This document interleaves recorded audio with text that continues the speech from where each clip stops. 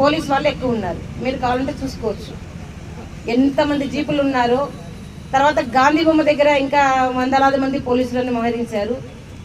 ఈ రోజు చూపించిన ఇంట్రెస్ట్ ఈ కూటమి ప్రభుత్వం 2017లో కట్టమంచి రామలింగారెడ్డి స్కూల్ దగ్గర కన్నా చూపించి ఉంటే ఒక 10% ఈ రోజు సుగాలి ప్రీతి కోసం ఇంత న్యాయ పోరాటం చేయాల్సిన అవసరం ఉండేది కాదు. సుగాలి ప్రీతి బ్రతికే ఉండేది. కానీ ఇక్కడ చీము రక్తం లేని అధికారులు, చీము రక్తం లేని నాయకులను ఎందుకంటున్నా అంటే ప్రభుత్వాలను, అయ్యా 5 మెన్ కమిటీలో అమ్మాయిల డార్మెంట్లో సీక్రెట్ లగ్జరీ బెడ్రూమ్ నడుపుతున్నారు మేనేజ్మెంట్ వాళ్ళు. ఎవరికి తెలియకుండా అమ్మాయిల మాన ప్రాణాలతో ఆడుకుంటున్నారంటే ఒక్కరికంటే ఒక్కరికి కూడా చిమ్ము రక్తం కనవలేదు.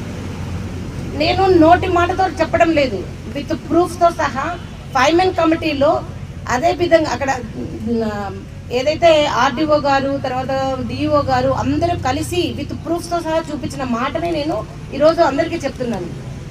ఏ ఒక్క నాయకుడికి కానీ ఏ ఒక్క అధికారికి కానీ అవును సుగాలి ప్రీతి వాళ్ళ అమ్మ చెప్పింది తప్పు అని నిరూపించడానికి కూడా ఆ గేట్ తాకడానికి కూడా భయపడుతున్నారు.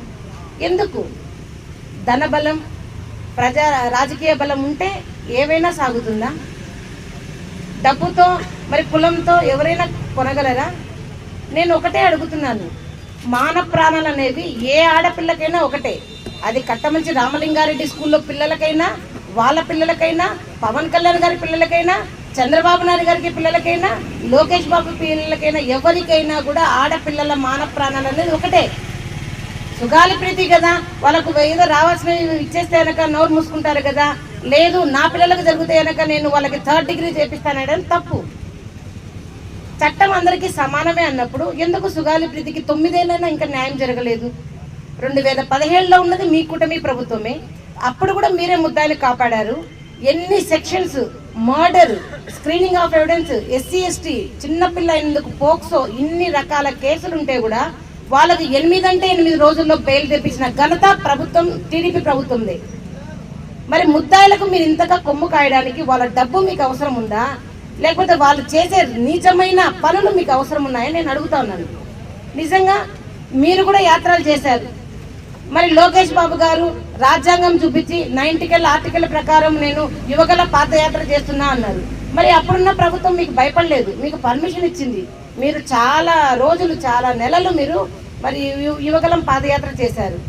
అదేవిధంగా మరి వారాహి యాత్ర చేసిన పవన్ కళ్యాణ్ గారు కూడా అదే ఆర్టికల్ 19 ప్రకారమే పట్టుకొని మరి వెళ్ళారు. మరి వాళ్లకు పర్మిషన్ ఇచ్చారు, పర్మిషన్తో పాటు ప్రొటెక్షన్ కూడా ఇచ్చారు. మరి అలాంటప్పుడు మీ స్వార్థ రాజకీయాల కోసం చేసిన పాదయాత్రలకు మీకు పర్మిషన్ దొరికినప్పుడు న్యాయం కోసం సుగాలి ప్రీతి తల్లి అయిన నేను ఒక దివ్యాంగురాలని, మరి నన్ను ఎందుకు మీరు అడ్డగిస్తున్నారు? అది కూడా ఇన్ని 100 మంది పోలీసులతో. నన్ను అడ్డగించేది కాకుండా నాకు శ్రేయోభిలాషులుగా, నాకు వెల్ విషెస్గా, నాకు సాయం చేసేయని వచ్చిన వాళ్ళ మీద కూడా ఎందుకు ఇంత కక్ష సాధింపు అని అడుగుతాను.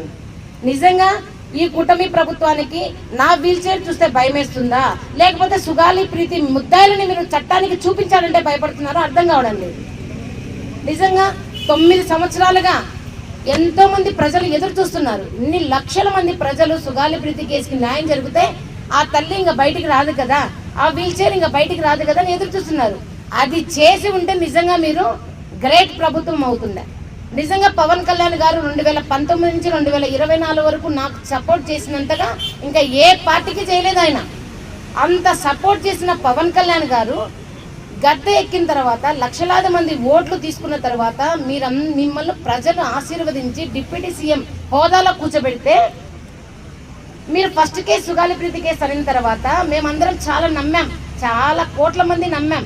నిజంగా సుగాలి ప్రీతి కేసుకి న్యాయం జరిగిపోతుంది, ఇంకా రేపో మాపో దోషులకు శిక్ష పడుతుంది అని. కానీ మీ నోట నుండి వచ్చిన మాట ఏంటంటే దోషులు మన కళ్ళ ముందర ఉన్న రుజువులు లేకుంటే వాళ్ళని మనం ఏమీ చేయలేని నిస్సహాయ స్థితిలో ఉంటారని చెప్పిన మాట చాలా బాధాకరం. ఇదే మాట మీ ఇంట్లో ఆడవాళ్ళని అన్నప్పుడు అదే అతన్ని మరి మీరు తీసుకెళ్లి 3rd డిగ్రీ చేపించారు, జిల్లాలు మార్పించారు. ఆ రోజు అని ఉంటే లా అండ్ ఆర్డర్ నా చేతిలో లేదని అప్పుడు మేము ఒప్పుకునేవారు. అరే పవన్ కళ్యాణ్ గారు ఇంట్లో ఆడవాళ్ళని తిట్టిన వాళ్ళకు కూడా ఏం చేయడం లేదులే, అలాంటప్పుడు సుగాలి ప్రీతి కేసు ఎలా న్యాయం చేస్తారో అని అనుకునేవాళ్ళం. కానీ అలా జరగలేదే.